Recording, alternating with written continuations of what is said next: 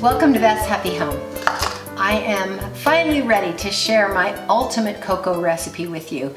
It has a very creamy texture, it's sugar-free, it's so low fat that it legally qualifies as being fat-free, and best of all, it is a fantastic way of using up your old powdered milk that you have in your storage. This powdered milk is 24 years old, and I just tasted it. It tastes perfectly fine. But lately I've made this recipe trying to make sure that I knew exactly what the proportions were before I presented it, using this recently purchased packet of non-fat dry milk. And so my recipe is based on 1 pouch of this, which the total recipe will make 39 servings. So because of that though, I'm going to measure this by weight rather than by just the cups. For the milk powder itself, and it should come to be about 6 cups of powdered milk, according to what that package says. So there's 3, 4. Yeah, it looks like it's going to be close,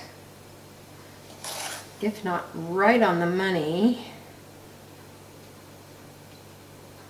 So yeah, it's going to be, you can probably go ahead and use a cup measure and measure 6 cups of the non-fat, non-instant dry milk. If you're using instant dry milk, go ahead and weigh it, because that way you're going to have a bigger volume, but you'll get the same proportion of milk powder to the other ingredients. So you want 27 ounces in the recipe. So I'm going to set this aside, and then next, the other ingredients are going to be measured this way, but with a cup measure. And I'm going to add the cocoa powder next, but instead of just adding it straight into the milk, I'm going to put it through a strainer, because cocoa powder tends to get lumpy, and I want it to be very fine so it will blend in really well. I'm using 3/4 of a cup of the cocoa powder, and that's going to make a pretty dark chocolate flavor. And just shake it in over the milk, and then when you get down to the lumpy stage, just press them through. You can use a spoon if you're fastidious, but your fingers work fine too. This cocoa just is so delicious. It has that rich, creamy flavor, and it's so comforting and enjoyable on a cold night or a cold morning. And then next I'm going to add this powdered vanilla. Now you probably don't have this in your cupboard, and I ordered it to make this recipe. But it, for 4.5 ounces, 4.5 ounces, this brand I got off of Amazon, Cooks. It costs $10, but you only use a 1/2 teaspoon for the whole recipe. And so this one container of it will last a very long time. You need to add the ingredients in the order that I'm giving them to you, because these ingredients are so finely ground that you need to be able to tell that they're mixed well with the other ingredients. And so you want them to blend with the cocoa powder first, because it is kind of a marker. You can tell where the cocoa powder is blended in and where it's not. And then there's another kind of exotic ingredient. This is pure sucralose powder. Now don't mix this up with something like Splenda that has been cut with erythritol or some other sugar alcohol. That has a little bit of sucralose in it, but it's not pure sucralose by any stretch of the imagination. This is extremely potent stuff. And this is the 250 gram size package. It costs, on Amazon right now, it costs about $35. But it is, this one package, it's about 8.8 ounces, will last me for several years, even using it almost every day. So I'm going to put a scant, probably about 1/3 of a teaspoon. And this stuff is so finely ground and so intensely sweet that even just doing what I did right there, shaking it out of the spoon back into the package, I can taste the sweetness of it in my mouth. So about 1/3 teaspoon of pure sucralose powder. And sprinkle it really well. Get it dispersed as much as you can over the cocoa powder. And then make sure you knock it off the spoon, because as I say, it's so fine. Now, that might even be a little bit too sweet for some of you, so you might want to start with 1/4 teaspoon and then add just a little bit more if you think it needs to be a little bit sweeter.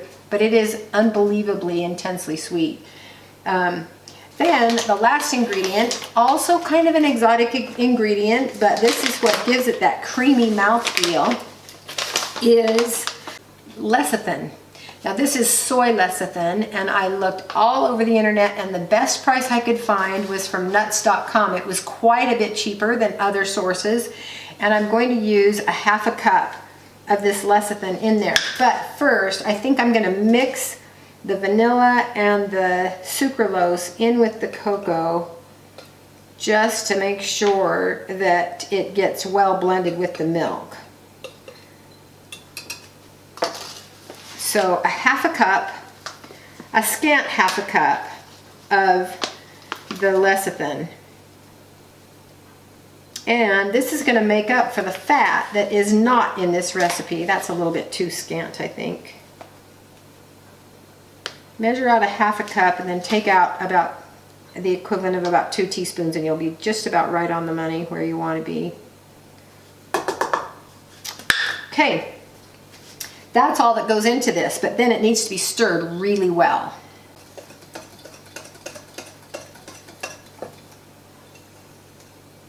You can see as I'm stirring this why I wanted to mix in that very, very fine sucralose powder and the very fine vanilla powder with the cocoa, because now I can see where it's still milk, just milk without any of the cocoa in it, and there's no way I'd be able to tell if there was sucralose or vanilla throughout it. But because I mixed it with the cocoa first, I can tell that it's going to be dispersed well. Now, one batch of this cocoa, like I have right here, is going to make 39 1-cup servings of delicious hot cocoa. And each serving will cost about 19 cents. Even with these very expensive ingredients, you use so little of them that it goes a long way. And the nutrition analysis is pretty impressive. It has 1 serving of this has 27% of your recommended intake for calcium, 3% of your iron, 18% of your vitamin D, 22% of your vitamin A, 9% of your potassium, 9 grams of protein, and less than 1/2 gram of fat. I've got a cup of hot water here, and it's not going to mix very well with cold water, so it is definitely something that needs to have hot water to mix it with. So 3 level tablespoons of the mix stirred into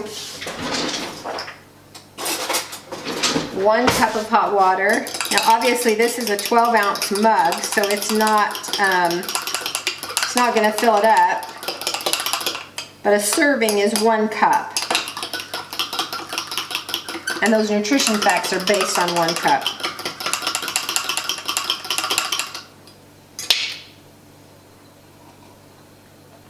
It is so delicious, and it tastes so creamy. And yeah, it is kind of sweet. I think I would reduce the sucralose even a little bit more for my own taste.